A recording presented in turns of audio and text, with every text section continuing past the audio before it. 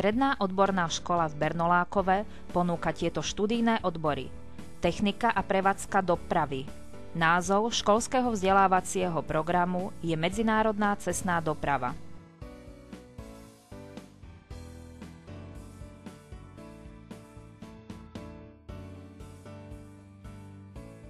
Mechanizácia pôdohospodárstva a nový študijný odbor bioenergetika.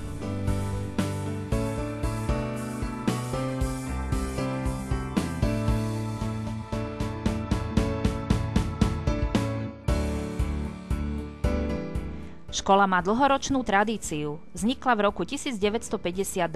Areál predstavuje komplex budov pozostávajúcich zo starej časti, nového pavilónu, telocvične, športového areálu a dielni.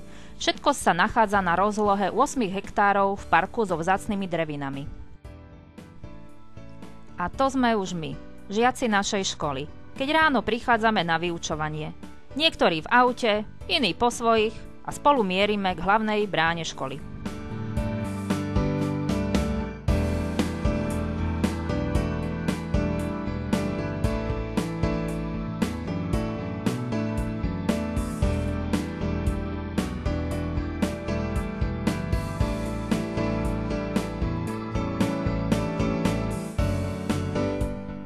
Na vrátnici sa nachádza kamerový systém s počítačom, kde kartičkou zaznamenáme príchod do školy. Systém slúži na evidenciu žiakov, ktorí prišli v ten deň na vyučovanie.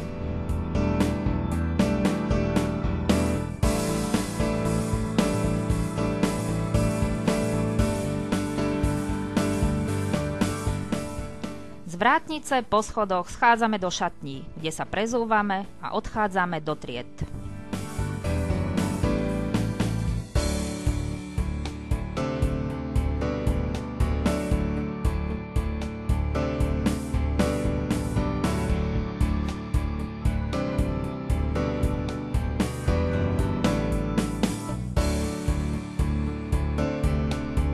V škole sa nachádzajú klasické učebne všeobecno vzdelávacích predmetov, písy učebne a jazykové učebne. Na chodbe pri zborovni učiteľov je nainštalovaný počítač, kde si ráno môžeme pozrieť, ktorý z učiteľov chýba, kto ho supluje a cez prestávku tu môžeme využiť internet.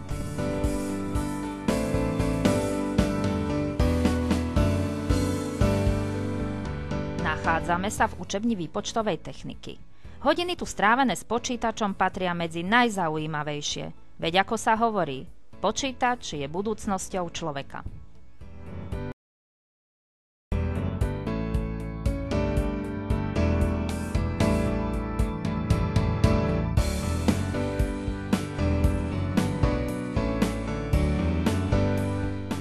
Vedomosti z cudzích jazykov si prehlbujeme v špeciálnych jazykových učebniach, ktoré sa postupne vybudovali a pomáhajú nám pri výuke anglického a nemeckého jazyka.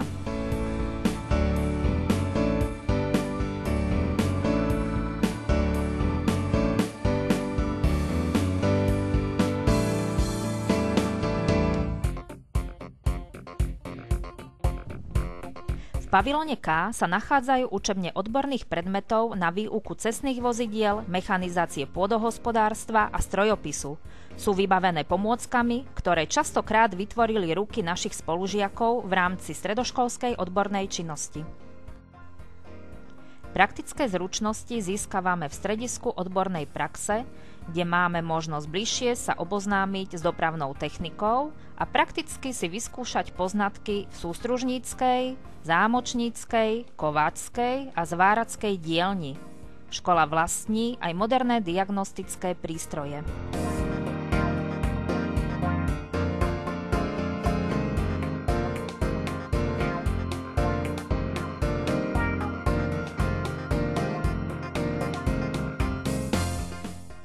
A toto sú výsledky práce nás, študentov.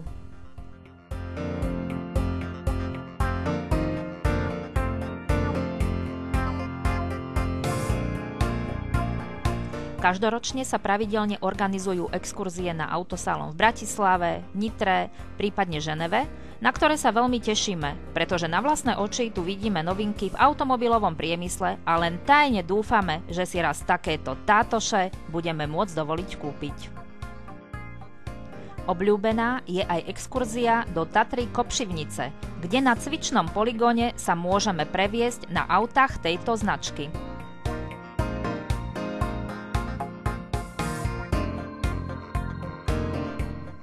Keďže na našej škole máme aj odbor mechanizácie pôdohospodárstva, v prípade záujmu sa zúčastňujeme rôznych poľnohospodárskych výstav.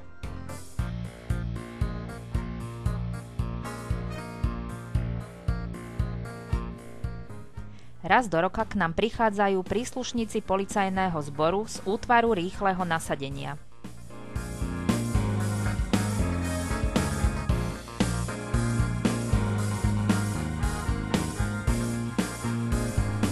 Ukážky z ich práce patria medzi tie, ktoré nás vždy zaujmú, či už je to zadržanie pachateľa alebo vyskúšanie si strelných zbraní.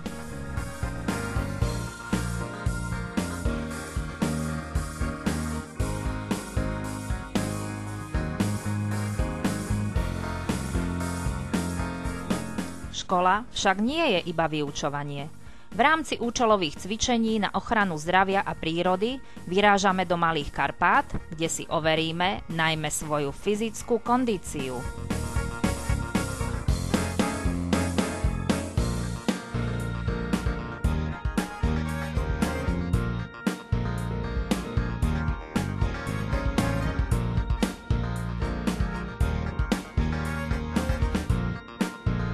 V lete máme možnosť zúčastniť sa splavu na Malom Dunaji. Tu si vyskúšame hlavne svoju schopnosť žiť v symbióze s prírodou bez vymoženosti modernej doby.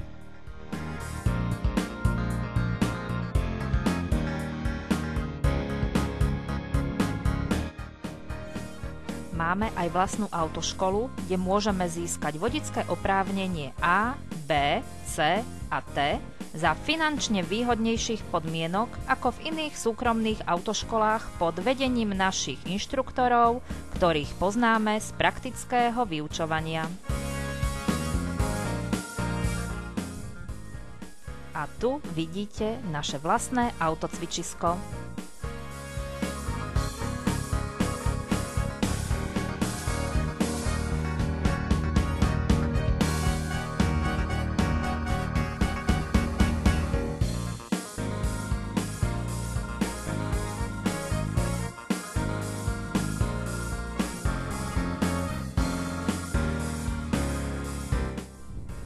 V rámci mimoškolskej činnosti sa venujeme najmä športovým aktivitám. Na škole funguje okolo 27 krúžkov. Najväčší záujem je o krúžok futbalu, tenisu, florbalu, ale aj o posilňovňu. Tradične sa koná súťaž o najšportovejšiu triedu, kde sme všetci zapojení v rôznych športových oblastiach.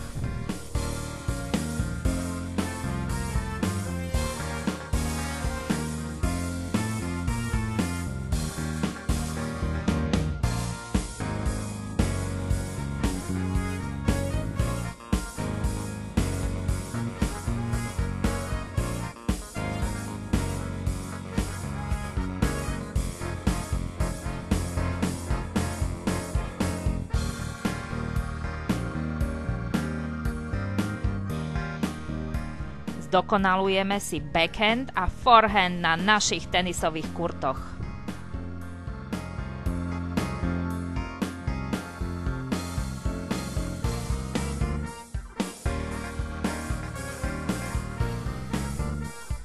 Je čas rozlúčiť sa s vami.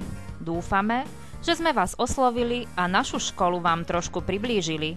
Tešíme sa na vás v novom školskom roku. Na záver si ešte raz všimnite nový študijný odbor bioenergetika, ktorý má v budúcnosti veľké uplatnenie v praxi. Chráňme si našu planétu.